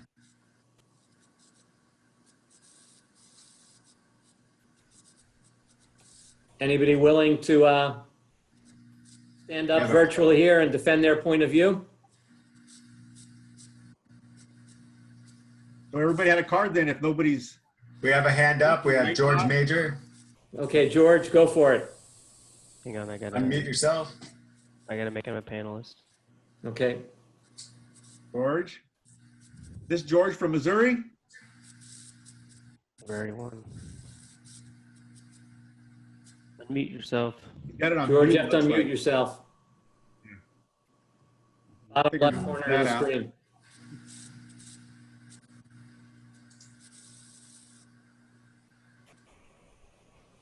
All right. George seems to be having technical difficulties. Anybody else of the 19? Oh, there's. I'm back. Go ahead, I'm back. George. All Talk to right. George. Yeah, before it goes off again. Yeah. Well, from there, it looks like if they both go for the ball, it just happened to be simultaneous. I mean, yeah, it's a foul, a simple foul, but in my opinion, I just call the foul and direction, and that'd be it. From this angle, I mean, he's reaching for the ball. He's not reaching for the player, and they just met at the same time. I definitely would be a foul, yes. You want me to answer, Todd, or we're going to get to a person that we're going to want to answer this one first, or how do you want to handle it?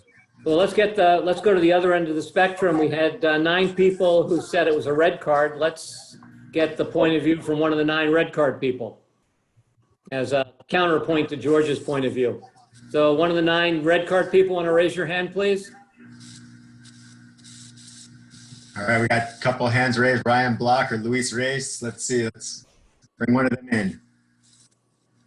Luis, you All there? right, Luis, please unmute yourself. There you go. Yeah, can you hear me? Yes. Yeah, I actually wrote in the chat. This was one of the clips in the weekly quizzes we had. And I had a red card then, and I have a red card now. And the reason I have it red is the player lunges. That's a big reach for the ball. It's not natural for a player to go reach for a ball by stepping on a ball. He's frustrated. The ball's getting away from him. And out of frustration, he lunges and steps on the guy's foot, on his ankle. I mean, if you see the replay, it's actually kind of the ankle or Achilles. I just don't think it's natural if the opponent's foot is not there that you step on a ball to gain possession of the ball. It's not a natural soccer play for me, and I played. Okay, so what do you want to start with, Todd? You want to start with George? You want me to do George? Sure, Let's- go ahead, let's- Manny. Go ahead. Start with me. Okay, go, Todd, and I'll do Luis. Go ahead, Manny. No, Manny was going to start. Go ahead. Okay, you want me to talk to George first? Sure. Okay, George, so Yes. let me ask you, where was the contact made by the defender? It looks like it's made right down towards where the ball is by his, looks like his right leg, right ankle. Okay, so right foot, right ankle area. Did he play the ball, or did he make contact with the ball, or contact with the opponent with the white jersey? Well, from this angle, I can't tell you if it was both or one or the other. If it was the other way around, and see if he did make contact with the ball. But the referee seems like he got the view, like he may have got the player before the ball. Yeah. So let me ask you, what kind of speed was there involved here, George, in your opinion? And stop. Hold that picture. Doug, leave it there. What kind of speed on this play by the defender, by the black jersey? I would say probably about 60-50, 60 with the Medium defender. medium range? Maybe medium, possibly? Yeah, range? me, I'd say about, I wouldn't say full speed. I'd say, about 3/4 speed. Okay, and so let me ask you then, the manner in which with the defender going in, with his knee bent, he's somewhat lunging at him. All right, I got your idea about the lunging. Yeah. So what does that make you think when you see that type of lunging? It could be a little bit, a little reckless, yes, Okay. on the lunge. Okay. So he's reckless on a lunge, and he doesn't play the ball. And is he coming from like the back, the side? A little bit. He's coming in, from the side, almost a little bit more from the side angle coming in. Okay, and look at that. There's the lunge. There you go. So he's lunging there with his knee bent a little bit with medium speed. Right. That doesn't look somewhat reckless for you? Yeah. Okay. So I understand that now. Yeah, from what he did on the lunge, yes. okay. So and let me ask you one more thing. As referees, when somebody gets somebody like on the foot or by the ankle, as referee, doesn't that sometimes make us think, oh wow, that's a bad foul. Oh, that's kind of nasty. Did that thought ever cross your mind? Usually, yeah, it does, especially if it's a straight leg. But at the contact, his knee was bent, so it seems like there's where my thought process was going. It was like he wasn't actually going in straight leg, and his foot wasn't off the ground when he made contact. Okay, but he had to extend himself though. But didn't he have to extend himself to make contact with the yes. opponent? Okay. He did. He extended himself before he got there. Yes. Okay. So all those considerations involved, with the knee bent and everything, it's gonna be a little bit less force than just a straight leg, but it's still contacts made to the opponent, and it's made in a reckless manner. This is one, very easily, George, you can issue a yellow card, no problem. Nobody's gonna question, because the other thing we talk about all the time is safety of the players, and we can't have defenders going in and going in with somewhat almost a tackle from behind and getting them on the foot and missing the ball. That can't be allowed. Oh yeah, I understand that. I got you. I got no problems with that. Okay. Go ahead, Todd.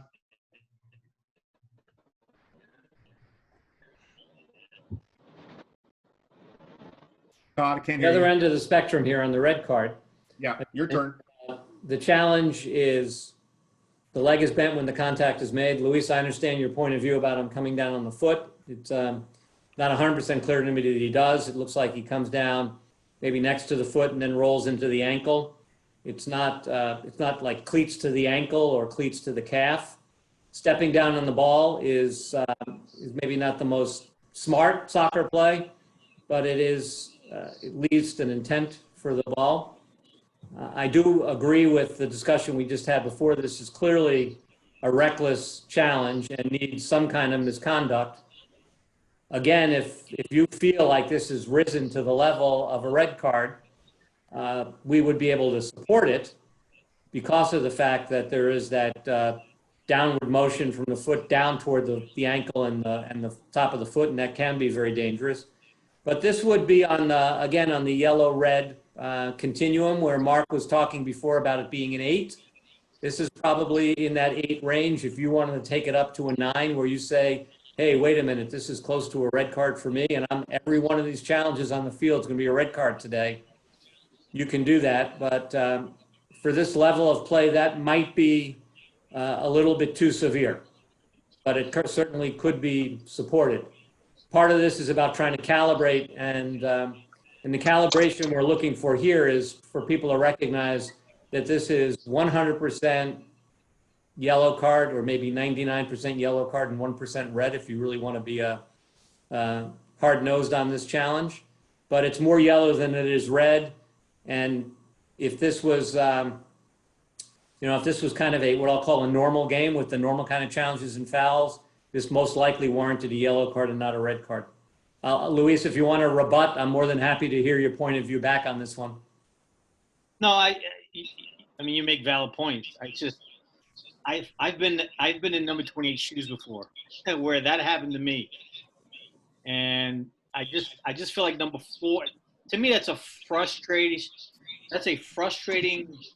play by number 4. He's frustrated. The ball's gotten away from him, so now he's going to do everything he can to get it back. But at one point, he realizes, I'm not going to get this ball, so it's either going to be the ball or the man. And but Luis, let me stop for this, Manny. Yeah. I get what you're saying about frustration, but you have to go with the action. I mean, players get all so because players are frustrated, that means you're going to give more red cards. That logic doesn't sound. No, I'm not saying it's my logic. If I was in the referee's shoes to give a red, I'm saying I'm just saying just viewing this play, number 4 is frustrated with himself that he's lost the ball. So now he's going to go into it saying to himself, I'm either going to get the ball or the man. And he didn't get the ball. But I mean, I'm fine with the yellow. I'm just saying I've been number 28 right there. And I just feel as though he just went into – he got the ball great. If he didn't, then he was going to get the man, and he got the man, not the ball. But we can move on. Yeah, and Luis, don't get us wrong. Like Todd mentioned earlier, we can support a red card. We can support, red card, like Todd mentioned and Mark mentioned. There are games where circumstances are such that you would issue or somebody would issue a red card on this play. But for the most part, as Todd mentioned, and when we reviewed this, this is a clear yellow card, very, very close to a red card. Yeah, absolutely. Yeah, a couple of points, Luis. You make some really important points, by the way. I mean, everybody's making really good points, but let me just highlight a couple that you made here about the fact that this player, number 4, loses the ball. Heavy touch. And so that heavy touch is always our radar antenna signal here that something good is not going to happen. And the referee is very much aware that that's the case. He is right on spot to evaluate that challenge. And once that heavy tackle happens, when that heavy touch happens, he gets in position to be able to see the contact between 4 and 28, perfectly positioned. He immediately indicates that there's misconduct here. and gets right there in front of the players to make sure that nothing escalates, so that when 28 gets up, there's no retaliation. Yep. And it also gives him a chance to talk to both players even before he's issuing the card to make sure that nothing more happens. In that case, very, very well done. And the referee's mechanics on this is excellent. And both players recognize there's a yellow card coming here. I don't think there's any surprise by the player in the black shirt that he's getting that yellow card. And I don't think there's any issue with the player on the ground that it's, if you like, only a yellow card. So I think well handled by the referee. And it's a good clip for us to look at referee anticipation and referee positioning. Let's move to the next one here.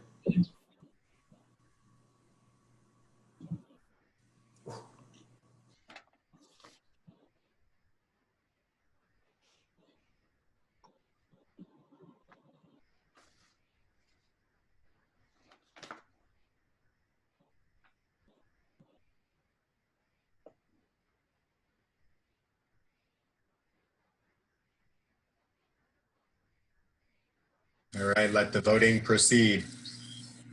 There you are, Mark. I'll bring you back in, Mark. Don't worry.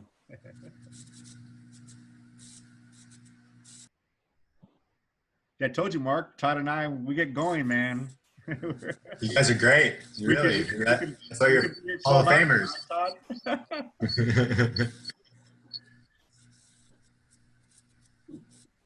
About 5 more seconds.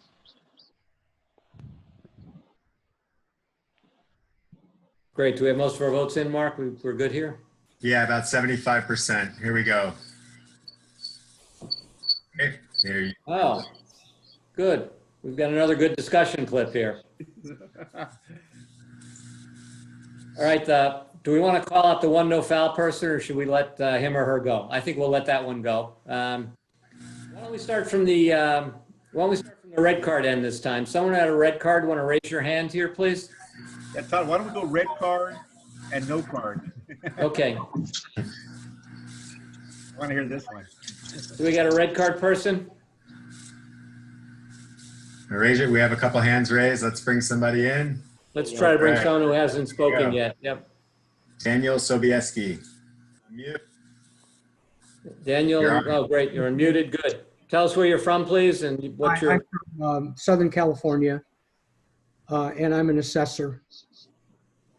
So from my opinion is that the player came in from the back to a player that wasn't expecting any contact at all, took him out, and therefore it was excessive force.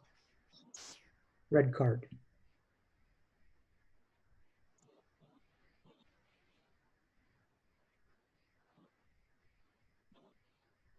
And I don't think any other comment is in order. And then when he got up, he decided he wanted another piece of him. That shows Up to the ball first here, Daniel. The black person had. There is a different Manny in as well. Sure. Okay, yeah. We have another Manny. Manny, do you want to give us your point of view on this? Sure. I look at this at 2 yellow cards in a row, but the first one by itself could be a red card. If he didn't hurt him enough, he got up and he bowled him over and ran over him. That's how I looked at it, and definitely a red card. That was my point of view.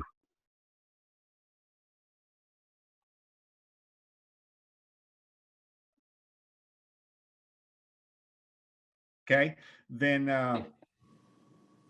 Should we ask one of the no card people? Yes, yes. We have another hand raised by Ben Malka. I'm gonna bring you in, Ben.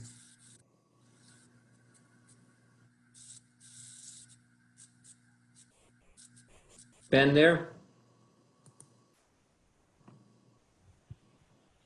Ben, you have to unmute yourself. Yep.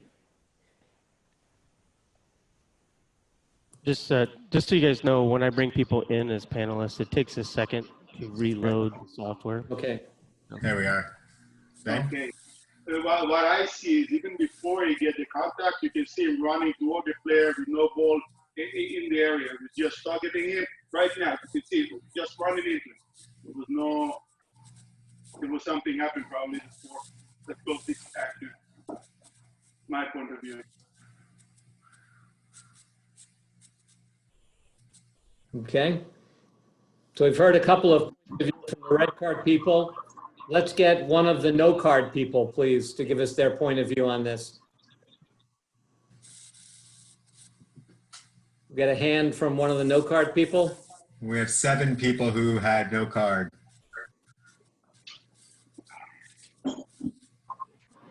Well, we do have a comment. It says White got to the ball first, not through the back of the black player falling over. Repeat that, Mark. Jerry says the white player got to the ball first and did not go through the back of the black player who falls over. So I'm assuming that means he had no foul, no card.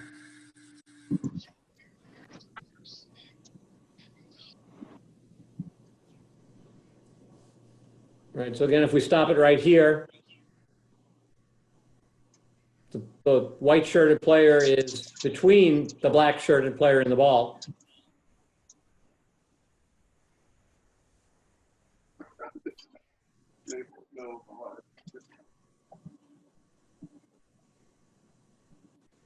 Do we have any of the no card people that are willing to speak, or did they all change their mind?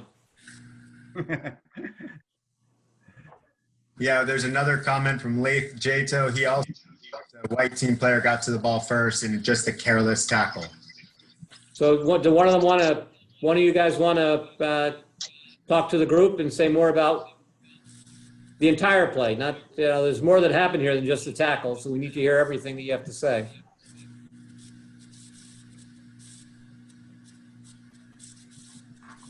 So, okay, let me start then. So, oh, sorry, I didn't raise my hand. Okay, go ahead.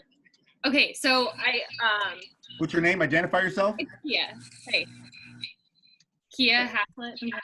Okay, so hi, I was a direct free kick no card, and I guess like maybe my understanding of what this video wanted us to ascertain was confusing, because the first time we played it all the way through and you saw all of the contact, and then the second time they paused on the first contact, and on that first contact I would agree that I think that ball is a 50-50 ball.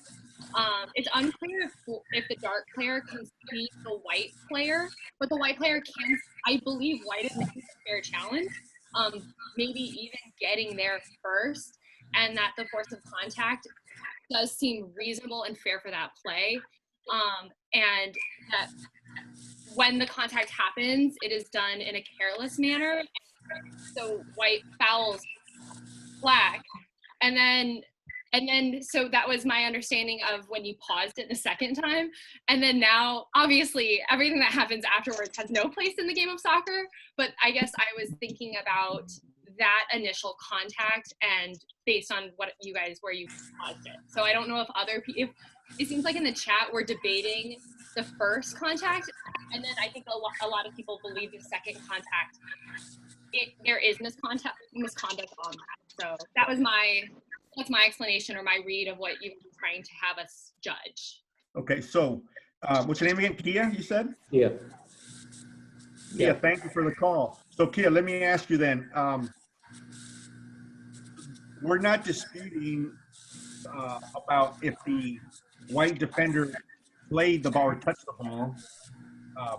It looks like he did. Let me ask you this. What we're looking at, or things that we're considering, is in what manner did he go in? Did he go in with some speed, or not? So I think he went in with, I think he had to cover more space to try to challenge for this ball. So he has more speed than I think Black has when the Black is preparing to receive the ball. Right. I don't think he used excessive speed, or like came in from distance to make this challenge. I think that it's genuinely a 50-50 ball. Two people are going for. One maybe doesn't quite realize that he's about to be challenged for it. Okay. So Kia, maybe let me ask Manny, if I might, just one other question on this to Kia, and I don't mean to put you on the spot, but it's a bit of a rhetorical question. Just because he got the ball, does that absolve him of the responsibility for the contact? No, I guess I was thinking about that as it is a legitimate challenge for the ball, and the challenge. Yeah, that's fine. So that it's not that if he got the ball, he didn't get the ball, but like what that tells me is that behavior was intended for the. It seems like it was intended, and at least to win the ball. And you know, this is obviously like a super hard angle, and they could not be further away from the screen. So in that moment, it looks like White comes in from the side, puts his body in between the ball and Black, and it's this contact of these two players coming together. But I'm willing to be corrected, and I'm just saying this is why I thought that there was no card, because I thought it was just these two tiny players coming together. So yeah, let me ask you, and this is not about correcting anybody, so don't feel like you know, you're in school and we're going to give you a bad grade. This is about all of us getting on the same page. So I think there are a couple of other considerations here, and not considerations in the notion of the formal considerations we deal with misconduct, but the notion of, do you want this kind of a challenge in your game? You know, it kind of just seems like, and I hate to say this, but it seems like a hip check. Like it seems like someone sidled up for a hip check. But it's like, because it's men, they just like can't do anything like with the right amount of force. So not like, I don't want that contact. I don't want him to like also slide under and come through. And then I definitely don't want that extra contact at the end that has no place in soccer. But yeah, I feel like that contact, like the way he came in was fair. And then for whatever reason, he just like hip checks and then lowers his body to slide through the contact. Yeah. Yeah. So let me ask. I mean, again, we need to take, and I think you're doing this, taking the totality of the play. And so if you're 50-50 on the yellow card for the tackle, if the pushing the guy over after he gets up doesn't kind of take you over the top, I think you have to question the entirety of that situation. Oh yeah, I mean, if we're doing all of it, so again, I felt like there were two separate pieces we were being asked to consider, and I think like we're like, oh, is that first part of contact a foul? I think that's where most of the discussion is going to center on. If we're considering what's happening right now, like I think there's no discussion about that. Like I don't think anyone who has no card thinks that also isn't a card. I think most people said no card. We're talking about the first contact. That's all. Yeah, and again, that's why we originally played the whole playthrough and didn't stop it after he got fouled, because there is this follow-on which does need to be considered. And in some cases, as a referee, you've kind of just given a get-out-of-jail-free card here, because now you don't have to make the tough call as to whether or not that first piece of contact was a yellow card. Yeah, you don't even have to worry about it. Yeah. Right? This is a yellow card. Simple. Yes. We don't want this stuff. I agree with that, and I didn't realize like that was part of voting as well. I thought it was like the first one. Yeah. There was someone who made the comment that they would give 2 yellow cards here. I think, again, probably technically you could do that, a yellow card for the challenge and a yellow card for pushing when you got up. But I think you're asking for trouble if you do that personally. I don't know, Manny, if you have a different point of view on that. But I think the play in its entirety, whether you believe that the first challenge in and of itself warranted the yellow card or whether you thought it was the push at the end warranted the yellow card, this play in its entirety definitely warrants the yellow card. And for those people who say, well, there are really 2 yellow cards here and I want to give a red, I just caution you, pun intended, not to do that. Todd, you're people think there's no card here. I don't know how you can let this kind of a situation occur in an intercollegiate game and be okay with it. We, as Todd mentioned, these type of challenges, we could not allow, we must sanction the player. We cannot allow this just to be a direct free kick, a simple foul. These type of challenges have to be a yellow card. I mean, has to be a caution here, a yellow card. The other point Todd made is absolutely correct. if you're looking at it like 2 plays there, you want to give 2 cautions, I wouldn't recommend it. I don't think Mark would recommend it. Mark, tell me if I'm incorrect. You're absolutely correct, and I always follow your practical approach to refereeing here. And you're right. You know, the first one, does the player make contact with the opponent after making contact with the ball? Yes, there is contact with the opponent. Is that contact fair? Is the next question. And would I say that's fair? No, because the black player is turning around to receive the ball to either distribute it back and turn and make it field. And now here comes a white player lunging in, and you know, so a yellow card for the first action for me, you know, is depending on the game and depending on the situation. I mean, for game control, maybe you can get away with giving it, or maybe you don't. And the second action as well is you know, purposely put in here is to raise discussion to see what people thought. Is that follow through where he brings the knee up to the guy's chest, sort of? Is that a cautionable offense? And yeah, you know, one or the other, pick which one, but don't give 2 yellow cards because that's not practical. This isn't a punishment for the whole team to suffer here. You don't want to punish the rest of the team for, you know, this type of act. If it's an act where he goes through the guy's leg, that's definitely a punishment for the team and for that player. Let's send him off. Thank you, Mark. One more point, if I can make, please, Mark and Todd, and then we'll move on. Sure. I think what happens, and correct me, gentlemen, panel, if I'm incorrect, I think what happens is a lot of times referees sometimes, if we see that the player did touch the ball, we kind of maybe allow, or we think, well, they played the ball, it was a fair challenge, when, as you can see on this play, this was a crazy challenge. This was a hard, crazy challenge. Like you said, Mark, it was, you know, it was not a fair challenge. I mean, you don't want to allow these type of challenges in your match, in any game. So I think that maybe skews people's views sometimes when they do see that defender play the ball. Oh, well, they played the ball, so it must be fair. But in this case, this is a yellow card. Todd, do you want to finish it up? I think you summarized it well, Manny. I can't add anything else, and I probably talked too much on this clip myself. So let's move on to the next clip, and let's get to a different game and a different situation.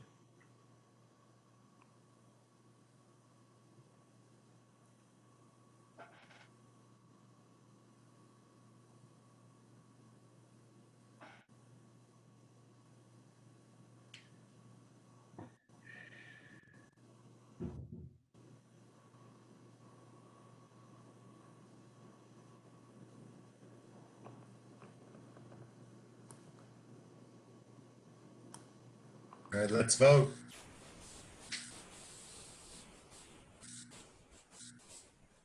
Minutes. 12 minutes to go.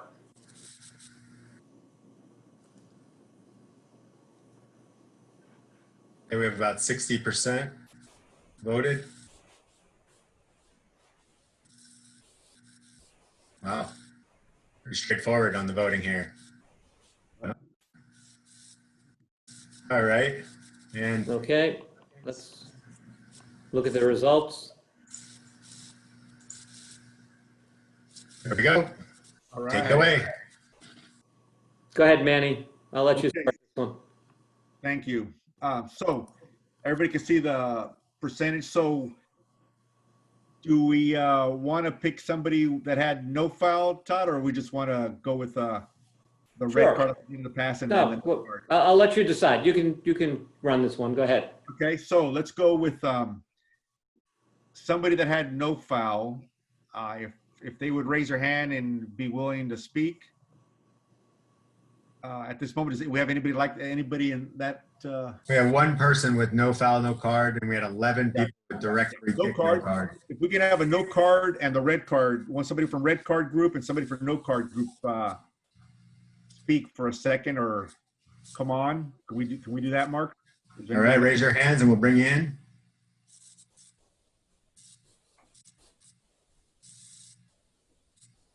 If you want to put a comment in the comment section or question and answer section, I can read it for you if you're not able to initiate the raising of your hand.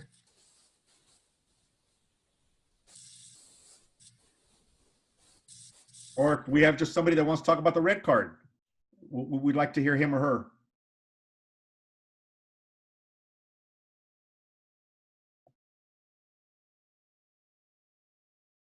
All right, we don't have anyone raising hands. Falling asleep, everyone? I know we're 10 minutes until the end. All right, man. So we have one hand raised. Kia Hazlitt. Thank you, Kia. Kia? We have Kia? Put her on. Maybe that was an accident. Kia, I want you to speak. Accident. She was looking for the chat. Okay. She hit the wrong button, maybe. Or he hit the wrong button. Anybody want to contribute in of the referees? There we go. We have a hand up.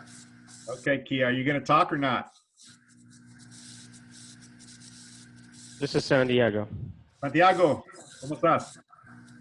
Manny, hey everyone. So what I had first, before I saw that last clip, or last angle rather, I had both players going up high, and it just looked like, you know, incidental contact with both players going up high at the first view. So I had a foul, but no card. But at the very last scene, if you will, when I got a better angle, I saw that black or blue player with the legs going straight in.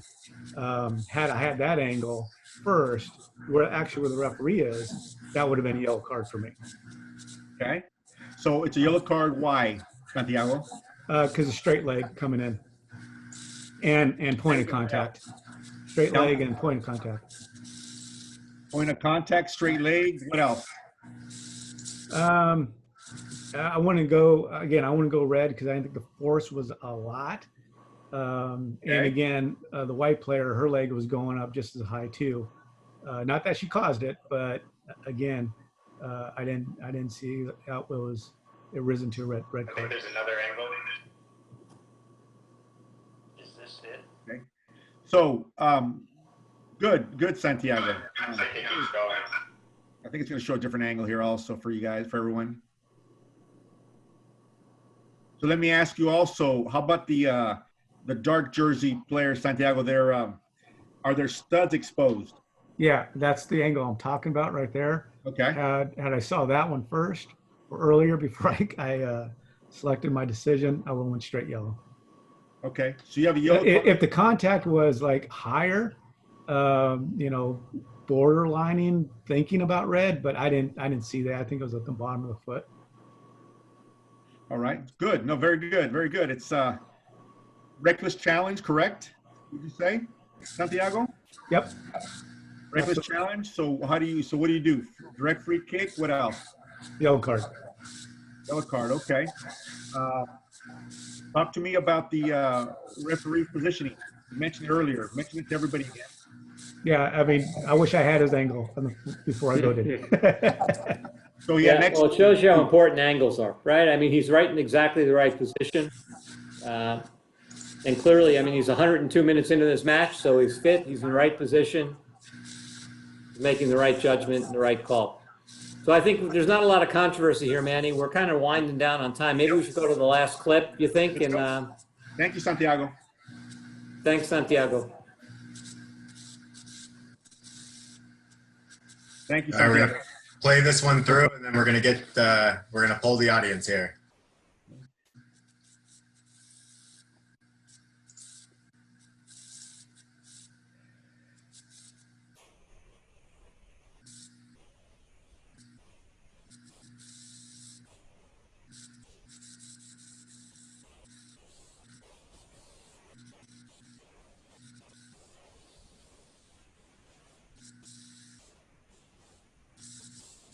Right.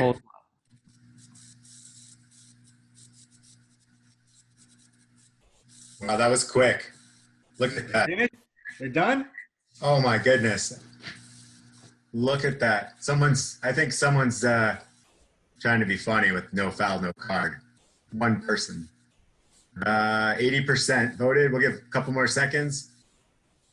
Please vote. Mark, say please vote. Please vote, please. We have a hand raised. Nope. Okay. All right. I mean, does anybody want to talk about why they gave a yellow card here?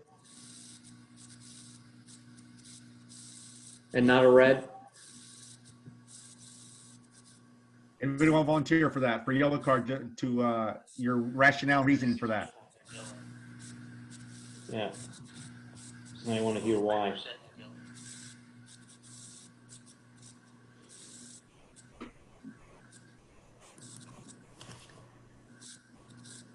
Okay, So let's talk a little bit about this game. I mean, nobody who said yellow wants to admit it, which is good. But let's talk a little bit about this game. What do you know just from the get-go about the two teams playing each other? FIU, FAU. You think maybe there's a rivalry here? As a former FIU student, this is a tremendous rivalry. And so obviously you need to be on high alert from the get-go. And it's a competitive game, as you can tell from the score. And it's a take no prisoner game, I'm sure, for everybody. And so what are I mean, again, 95% of you had red cards, so we're all aligned on that. We're all on the same page. Who wants to talk about what they saw and why this is such an obvious red card? Somebody want to stop Manny and me from talking and talk a bit? Raise your hand. People weighing in on the chat. Does someone want to actually Couple weigh? hands are raised. Let's bring those guys in. Sam is coming in. Siam, okay. This is the one that everybody in this stadium is having a collective holding your breath. So if this doesn't put the hair on your neck up, then I don't know what does. So I mean, just instinctively, as a viewer, forget about being a referee. I see we just bring one person in, one more person, and then quits. And looking at the considerations as far as a ref would, the speed, the mode, the method, the force. I mean, it's all there. It's up high. His cleat is straight. And he makes the guy, he uses the guy's, basically his shin area as a fulcrum to twist him around for a somersault. I mean, this is a red card any given day, including Sunday, and I guess twice on Monday. So that's my analysis with regard to that, and that's why I have a red card. Great. Assad, you want to tell us your point of view on this one? Anything to add besides what Sam said? I mean, he hit it right on the spot. This is one of those challenges that is, everybody knows it's a red. If you miss this one, something's going on. But, I mean, the referee couldn't be better positioned in this situation. I think his reaction to it is perfect. He gets there quickly, diffuses the situation from getting worse than it already is. But, I mean, man, this is the worst challenge I've seen in the game. So I don't think there's much more to add to it. Serious foul play or violent behavior? Serious foul play because they are making a challenge for the ball. Great. Thank you. Thank you. So this is red card, no question. This passed the ooh test, right? I mean, this is one, if we had all of you unmuted, there would have been a collective ooh that came up from all of you, and that makes this one easy. So if the people who had yellow card were not just kidding around, recalibrate. This is a red every day in every game in the collegiate and frankly, in any competition. Manny, anything to add on this before we open it up for a couple of final questions? Yeah, just real quick, everybody notices referee moves well, looks the part, shows conviction, his presence there, his body language. I mean, this guy looks the part. This is how referee should look when he gives a red card. I mean, he gets there right away, very decisive in his manner. The last thing I'm going to mention is, and we've talked about this 100 times, when you see a poor touch or a hard touch, I call it a poor, I should be more diplomatic and call it hard touch, bad touch. Right, he's going to show it here in a second here. Doug, when you see this kind of bad touch right now by blue, as a referee, you have to be prepared. So get that into your, this is one of these plays that a light switch should come off in your brain when you see a bad touch, a poor touch, because the likelihood of something bad happening soon is pretty high in terms of a bad challenge or a bad foul. Just be aware. We're trying to hit this, and I think we did. Your thoughts, Mark, on that? I'm with you. I'm with you on that. This referee definitely. So we're right at the top of the hour here. And I appreciate everybody. We want to be respectful of your time. We started on time. We want to end on time. I will say that if there are people that have some questions about some of the stuff we did, either the rules interpretation or any of the clips that we talked about here, we'll stick around for a few minutes, but just wanted to wrap up here to be, as I said, respectful to everyone's time here, especially on a Saturday afternoon or evening. Manny, it was as always a pleasure working with you. Mark and Ben, thank you for your insights into this. And of course, Doug and Never Ends, thank you for the extraordinarily professional and well done production. So thank you all. And as I said, we'll stick around for a couple of minutes if people want to ask some questions. And I'll let Doug figure out how to manage that, because that's what he does well. Let me interject, Todd. Thank you and Manny very much. This is Mark. I want to say thank you to both of you. Thank you to this incredible partnership with ECSR and NISOA. We're able to bring this great learning experience to everyone today. We want to thank everyone for showing up today to learn, to grow, and invest in yourself to be as best as you possibly can be. And let's take a quick look at what's next before we take any questions. Again, just a reminder that the next ECSR NISOA joint webinar is going to be August 2nd. And please join us for some more fun and education. And we're looking forward to seeing you all soon and at future events this summer. Stay safe, and we appreciate your time today. We'll take a question or so, and then we'll say goodbye. So thank you all. Thank you. Questions? Thank you, Mark. Mark, great stuff. Todd, outstanding like usual. Ben, thank you. And Doug, you're the best. Great, thanks. Okay. So Doug tells me that we don't have anybody in the queue to ask a question. So it looks like everybody wants to start their Saturday evening, and we don't want to hold them back. So thank you all again, and we look forward to seeing you on the rule interpretation sessions that we have. And if we don't talk to you, have a great season. Thanks, Doug. Doug, you're super. Thank you, Doug. Superman. Excellent work. Marco, excellent, man. I enjoyed it. I enjoyed it, guys, like usual, working with you. Yeah, it's a pleasure, Manny. Really, thank you. You're a legend. Pleasure. Thank you very much.